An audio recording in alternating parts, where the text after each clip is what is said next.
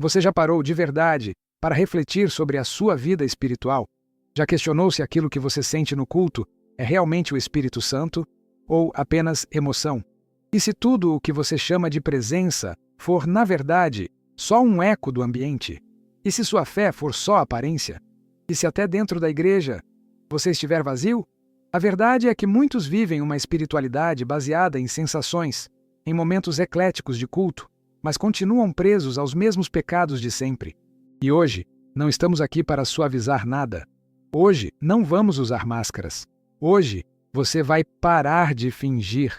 Essa mensagem não é para quem busca conforto espiritual, nem para quem se satisfaz com palavras doces e promessas vazias. É para quem quer encarar a verdade, ainda que ela doa. É para quem tem coragem de olhar no espelho e admitir que talvez, só talvez, tenha vivido uma vida de aparência e não de essência. Se algo dentro de você se mexeu, então se inscreve agora no canal Verdades da Bíblia. Aqui não tem evangelho diluído. Aqui tem confronto, tem palavra, tem verdade que rasga, mas cura. Ativa o sininho das notificações para não perder os próximos vídeos, porque o que vamos tratar hoje é sério, urgente e profundo. A maior confusão dos nossos dias é acreditar que emoção é sinônimo da presença de Deus. O ambiente do culto pode ser poderoso, envolvente, cheio de música, luzes, gritos, mas também pode ser profundamente enganoso. Você pode chorar no louvor, sentir arrepios na adoração, se arrepiar com a pregação e ainda assim estar vazio por dentro. Quantas vezes isso já aconteceu com você? Quantas vezes você saiu do culto com a alma estremecida, mas voltou para casa com o mesmo coração endurecido? É fácil se emocionar. Difícil é amar o inimigo.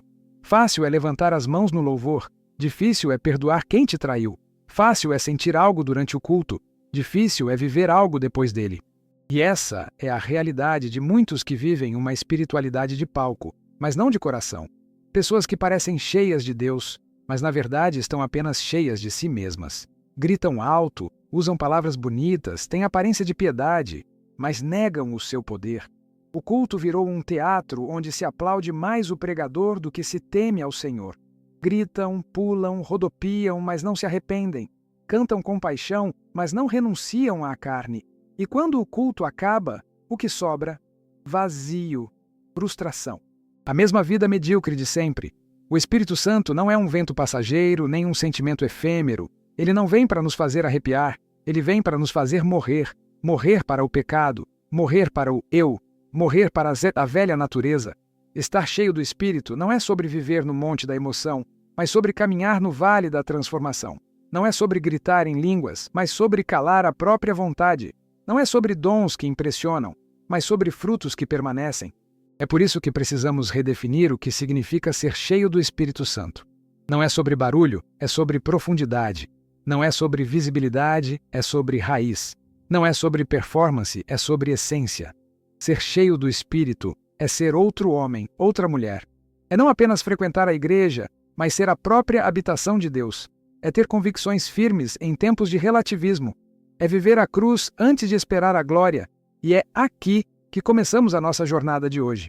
Porque no meio de tanto engano espiritual, de tanta confusão entre emoção e presença, precisamos voltar à Bíblia e perguntar: como saber se alguém está mesmo cheio do Espírito Santo? Quais são os sinais reais, incontestáveis, visíveis e profundos de uma vida cheia do Espírito? E é isso que vamos descobrir agora. 3 sinais. 3 marcas que não surgem no palco, mas no secreto. 3 evidências que não aparecem só no culto, mas no cotidiano. 3 realidades que definem não apenas quem você parece ser, mas quem você realmente é. Se prepare, porque o que vem a seguir pode mudar a forma como você se enxerga diante de Deus. Sinal 1. O fruto do Espírito, a vida que testemunha, mesmo em silêncio. Gálatas capítulo 5, versículos 22 a 23, nos revela uma verdade que poucos realmente vivem. A presença do Espírito Santo se evidencia por meio do fruto, não dos dons. Amor, alegria, paz, paciência, benignidade, bondade, fidelidade, mansidão e domínio próprio. Não são virtudes que escolhemos demonstrar de vez em quando, são marcas de uma nova natureza. Você pode cantar com paixão, pregar com eloquência, até profetizar com exatidão. Mas se você explode com facilidade, julga com dureza e ama com seletividade, que fruto é esse? O verdadeiro fruto não floresce no palco, mas na crise. É fácil amar quem te aplaude, mas e quando te desprezam? É fácil demonstrar paciência quando tudo vai bem, mas e quando o trânsito trava, quando o chefe humilha, quando a enfermidade bate? É aí que se vê o que realmente habita em você. O Espírito não nos enche apenas para o culto, ele nos forma para a vida real. Talvez você tenha confundido manifestações espirituais com maturidade cristã. Dons impressionam, mas o fruto transforma. O dom pode ser usado até por alguém que vive em pecado, mas o fruto não nasce em terreno contaminado. Ele exige raiz profunda, terreno limpo e tempo de cultivo diário. Pergunte a si mesmo: o que as pessoas sentem ao conviver com você? Paz ou tensão? Bondade ou julgamento? Amor ou frieza? Se a presença do Espírito é real, o fruto também será. E lembre-se, o fruto não grita, mas convence. Ele não chama a atenção, mas gera transformação. Ele não é uma performance, é uma evidência silenciosa de que Deus não apenas passou por você, mas fez morada. Sinal 2. A direção interior. Quando o Espírito te guia, mesmo contra a lógica.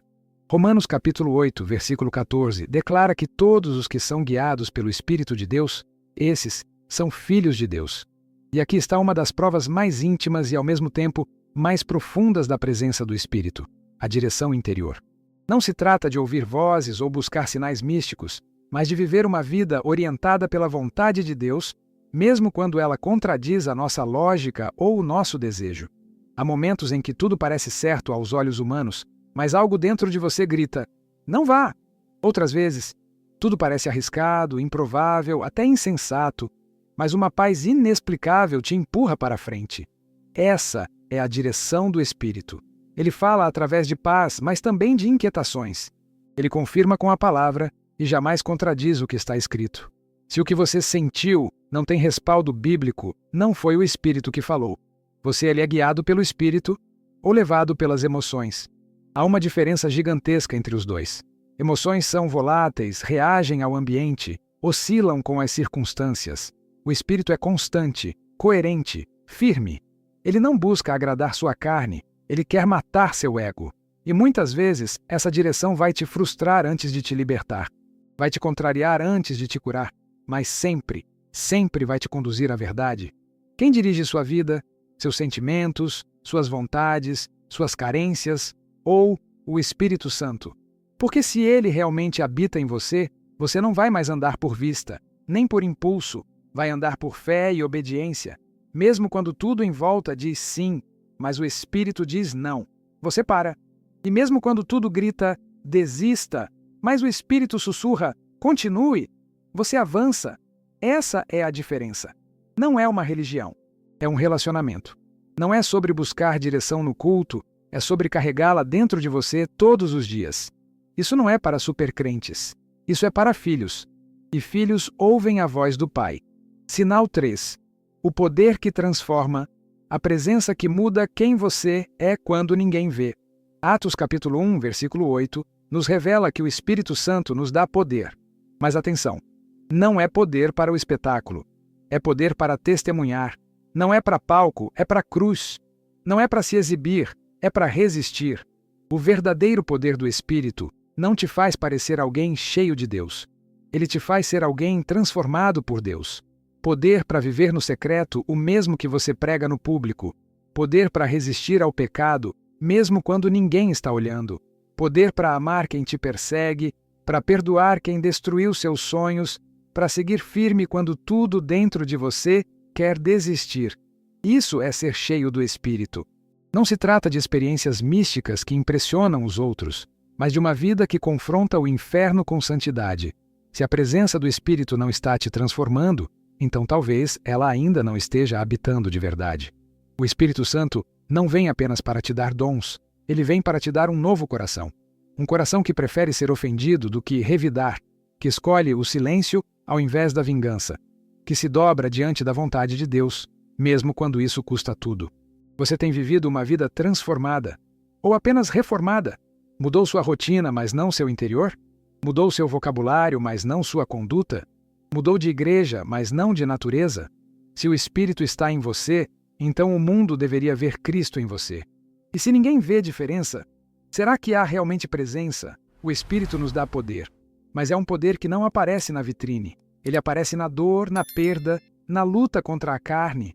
E é ali que você descobre se ele apenas passou por você, ou se ele te possuiu por inteiro.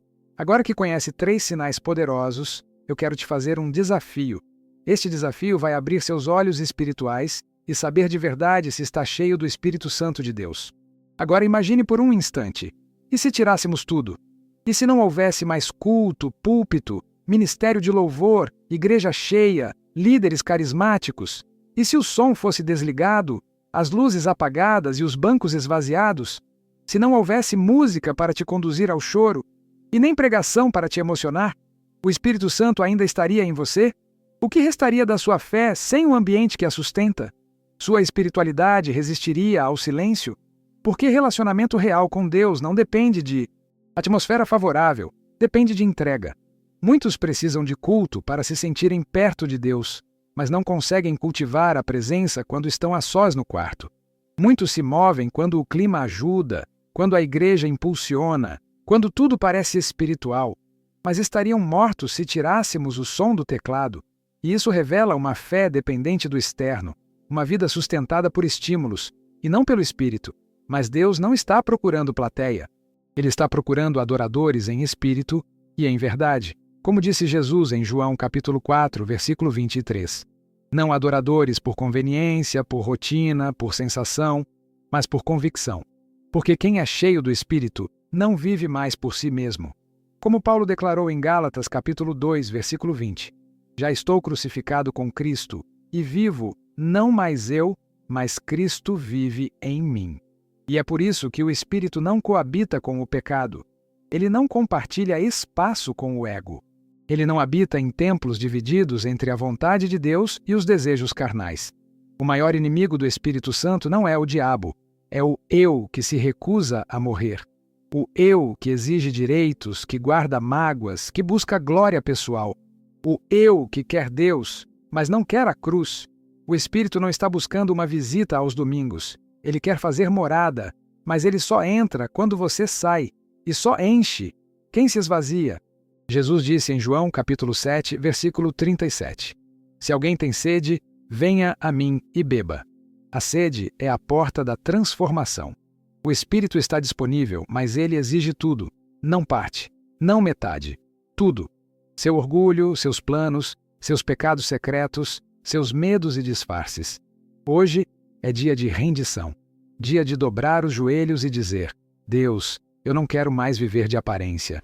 Eu não quero mais sobreviver de cultos emocionantes e semanas vazias. Eu quero ser tua morada. Enche-me com teu espírito. Muda meu caráter.